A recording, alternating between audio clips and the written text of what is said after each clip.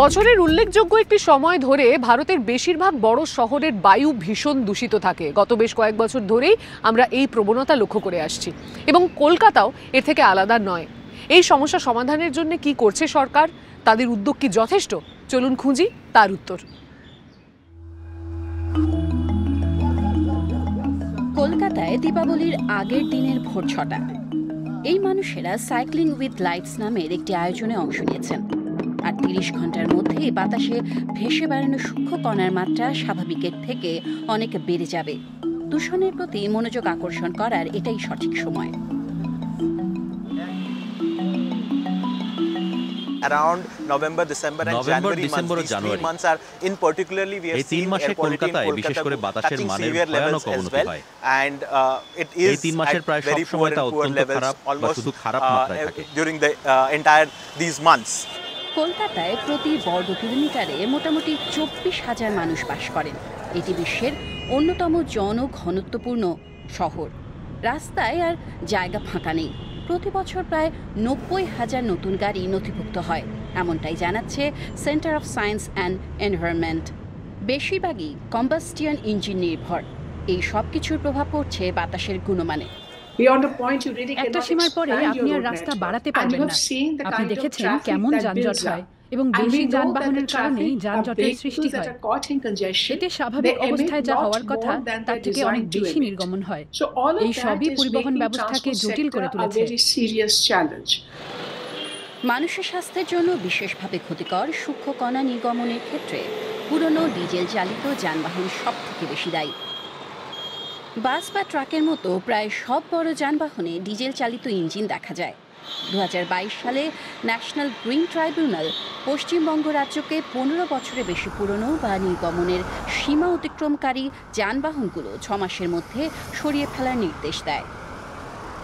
পরিবর্তনের পথে এটা একটা সূচনা হলেও পরিবহন ব্যবস্থাকে এখনও দীর্ঘ পথ পাড়ি দিতে হবে। আমরা আরো বেশি পরিচ্ছন্ন জ্বালানির কথা প্রচার করছি। পাইপলাইন গ্যাস প্রায় কলকাতার কাছাকাছি চলে এসেছে, দ্রুত এটা পৌঁছে যাবে। আমাদের কিছু বিদ্যুৎ চালিত গাড়ি চার্জ করার জায়গা আছে। শেষ ১ বছরে প্রায় ১৮,০০০ বিদ্যুৎ চালিত গাড়ি রেজিস্টার করা হয়েছে। কলকাতা পুলিশ সিদ্ধান্ত নিয়েছে ভবিষ্যতে তারা কোনো ডিজেল চালিত গাড়ি কিনবে না। কিন্তু একই সাথে কলকাতায় ট্রাম চলাচল প্রায় বন্ধ হতে চলেছে, অথচ ভারতের প্রথম শহর হিসেবে এখানে ট্রামের চলাচল শুরু হয়। কলকাতা এখনো একমাত্র শহর যেখানে সামান্য কয়েকটি ট্রাম এখনো চলে। কর্তৃপক্ষ জানিয়েছেন রাস্তার অন্যান্য গাড়ির সাথে চলতে গিয়ে ট্রাম যানজট ঘটায়। এতে পরিবেশবিদরা ক্ষুব্ধ হয়েছেন। আমরা এই প্রযুক্তির উন্নতির দাবি তুলেছি। আধুনিক প্রযুক্তি সম্পন্ন সৌরচালিত ট্রাম এবং ট্রামের জন্য স্বতন্ত্র রাস্তার কথা বলেছি। সরকারকে এই নিয়ে চিন্তা করতে হবে। কলকাতার সূক্ষ্ম কণাজনিত বায়ু দূষণের অর্ধেকেরও বেশি হয় যানবাহনের কারণে। বায়ু দূষণের জন্য অন্য কারণগুলোর মধ্যে রাস্তার ধারে উনুন, জঞ্জাল পোড়ানো, নির্মীয়মান বাড়ির ধুলো অন্যতম। বয়স্ক, অসুস্থ ও শিশুরা এ কারণে বেশি ঝুঁকিতে থাকলেও সবার স্বাস্থ্যের জন্যই তা ক্ষতিকর। এই বিষাক্ত গ্যাস রোগ প্রতিরোধ ক্ষমতাকে উত্তেজিত করে। এর ফলে আমরা শ্বাসকষ্ট বা সিওপিডির মতো নানা রকম অসুস্থতার কবলে পড়ি। এগুলিকে আমরা ফুসফুসের রোগ বলি। দক্ষিণ কলকাতার শ্রী শিক্ষায়তন বিদ্যালয়ের শিক্ষার্থীদের ভাগ্য ভালো। এটি একটি সবুজ চত্বর এবং পরিবেশ শিক্ষা এখানকার পড়াশোনার অবিচ্ছেদ্য অঙ্গ।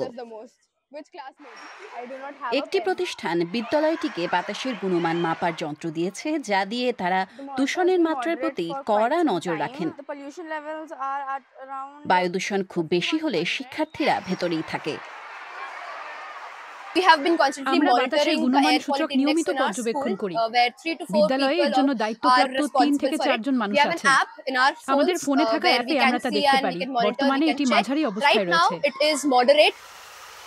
এই শহরে ২০২০ সালে প্রথম ক্লিন এয়ার অ্যাকশন প্ল্যান চালু করা হয়। বিশেষ যানবাহন রাস্তায় জল ছিটিয়ে ধুলো কমাতে সাহায্য করে।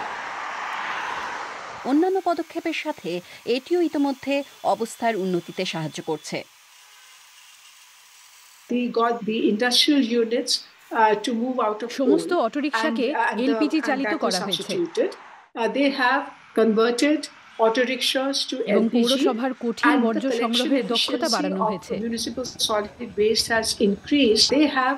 তারা কঠিন জ্বালানি নির্ভর রান্নার বদলে এলপিজি ব্যবহার করার জন্য ভর্তুকি দেওয়া হয়েছে।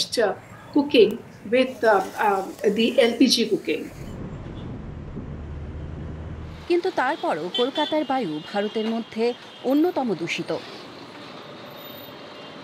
কাজেই দীর্ঘমেয়াদে আরো উদ্যোগ নিতে হবে।